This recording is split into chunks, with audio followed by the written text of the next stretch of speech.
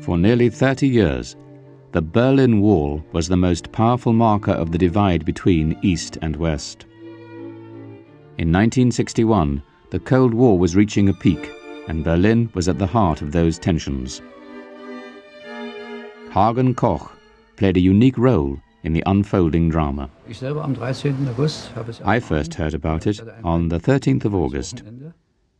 I was home on weekend leave. We lived on the east side, near the border with West Berlin. In the morning we were traveling home by military transport. I put the radio on and heard that the border was closed.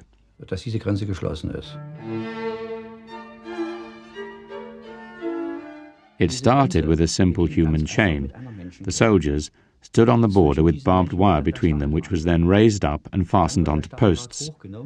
And so the border developed over many weeks. The wall wasn't built in just one day. That afternoon, I was summoned to my barracks and I received an order to start preparing some maps.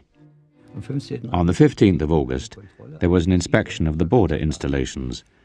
I was asked to go along with the officials, so I'd stand politely a little to one side, and they would say to me, "Herr Koch, show us this on the map," which I'd do, and they'd all bend over and have a look.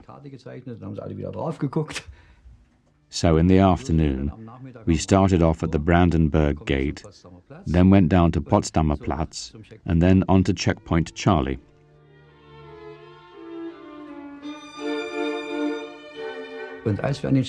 When we got to Checkpoint Charlie, there was a group of people gathered on the western side, protesting about what the East was doing with the border.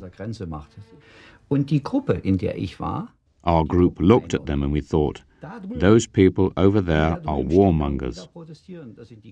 We wanted to give them a signal. It was decided that I, as a low-ranking soldier, should go and actually mark out the border in front of them.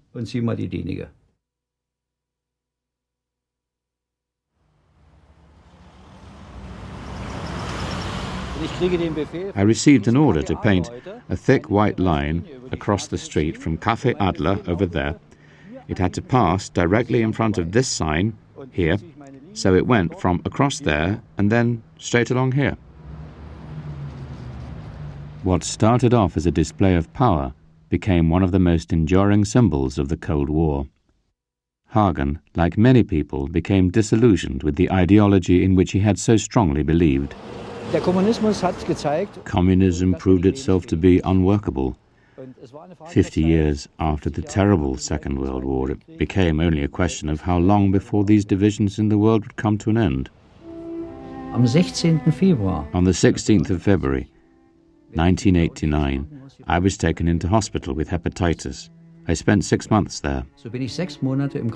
When I came out, in July, it was a completely different East Germany from the one I left behind. People were out on the streets. There was an openness, none of the old fear or repression. This was the East Germany I came back to. On the 9th of November, 1989, the Berlin Wall came down. I sat in front of the TV watching it all, and I wanted to go to the border to experience it for myself, but then my wife said to me, "You're staying at home."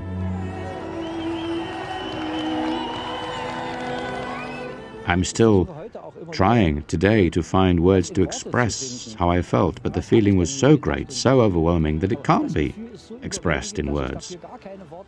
It was such a joyous, happy atmosphere. Words can't do it justice.